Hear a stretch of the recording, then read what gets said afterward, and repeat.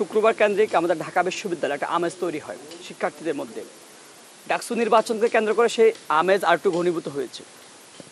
সেই জায়গা থেকে আমরা বিগত দিনে যে পরিস্থিতি দেখেছি, বর্তমান যে পরিস্থিতি, আমরা মনে করছি এখন পর্যন্ত পরিস্থিতি স্বাভাবিক আছে।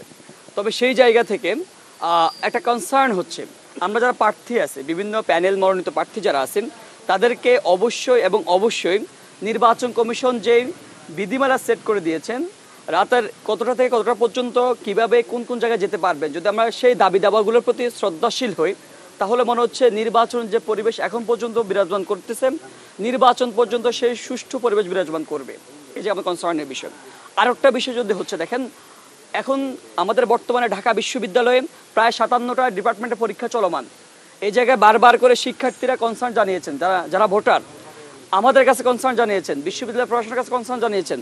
আমরা সংবাদ সম্মেলন করে দেখা করে নির্বাচন কমিশনের সাথে আমরা এই বিষয়টা আলাপ করেছি যে এখন যেহেতু পরীক্ষা চলমান, ডাকসু আপনার সামনের নিকটবর্তী ডাকসু, সেই জায়গা থেকে একটা বিড়ম্বনা পরিস্থিতির শিকার হতে হচ্ছে।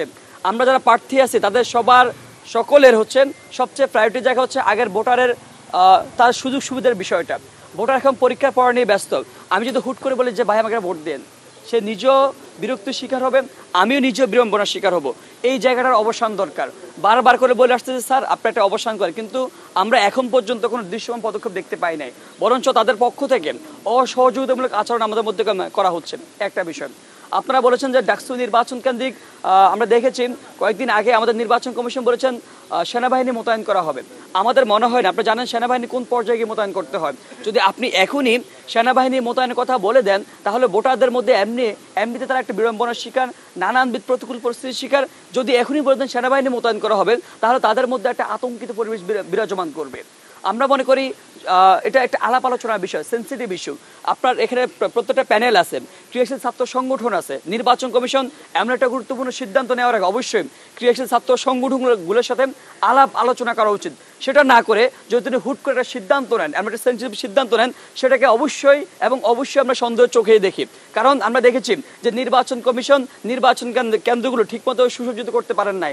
বাস্তবতার আলোকে আমাদের যে 39,000 শিক্ষার্থীর যে ভোট কাস্ট করার জন্য যে মেকানিজম দরকার ছিল, যে ব্যবস্থাপনা হাজির করা দরকার ছিল, আমরা সেটা দেখতে পারি নাই। বরঞ্চ দেখেছি কিভাবে ভোটারদেরকে নিরুৎসাহিত করা যায়, বিশেষ করে নারী ভোটারদেরকে কিভাবে নিরুৎসাহিত করা যায়, সকল ধরনের মেকানিজম নির্বাচন কমিশন সেখানে এস্টাবলিশ করেছেন। আমরা দেখেছি টিএসসির মতো জায়গায় 14,141 জন ভোটারের জন্য ভোট কেন্দ্র স্থাপন করেছেন। সেটা খুবই ইললজিক্যাল, খুবই হাস্যকর বিষয়।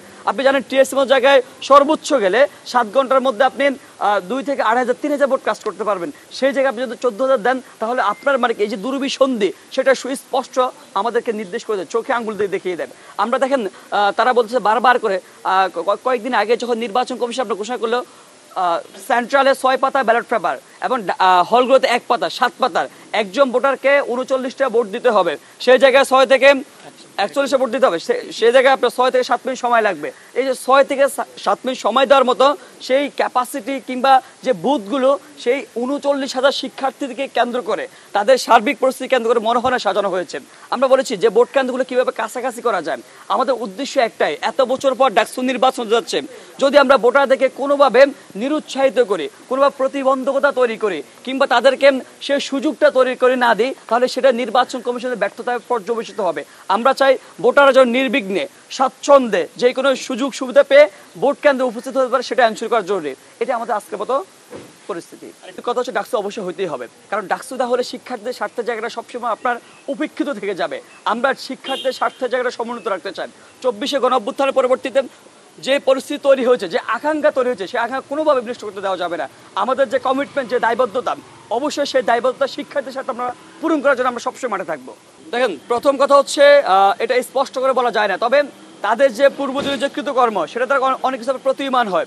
প্রথম কথা আমরা দেখেছি যে নির্বাচন কমিশন তারা মনোনয়নপত্র উত্তোলনের সময়সীমা কিছু বিধিনিষেধ সেট করে দিয়েছেন, কিন্তু ঠিক এই সিনেট ভবনের মধ্যে ছাত্র দলের জিএস ক্যান্ডিডেট তানভীর বারী হামিম, তিনি কিন্তু হচ্ছে সকল ধরনের যে রুলস রেগুলেশন সব কিছু ব্রেক করেছেন।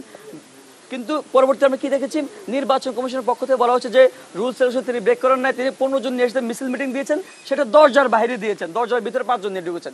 এটা যদি হয় মনোভাব, তাহলে অবশ্যই এটাকে আমি দুর্বিসন্ধি হিসেবে দেখি। আপনি দেখেন মনোনয়নপত্র উত্তোলনের দিন সময় শেষ হওয়ার পরে আধা ঘন্টা পরে ছাত্রদলের নেত্রী আপনার বঙ্গমাতা শেখ ফজিলাতুল ইসলাম মুজিব হলের মধ্যে তারা গিয়েছে। জি, ধন্যবাদ জানাচ্ছি আপনাদেরকে। আপনারা জানেন যে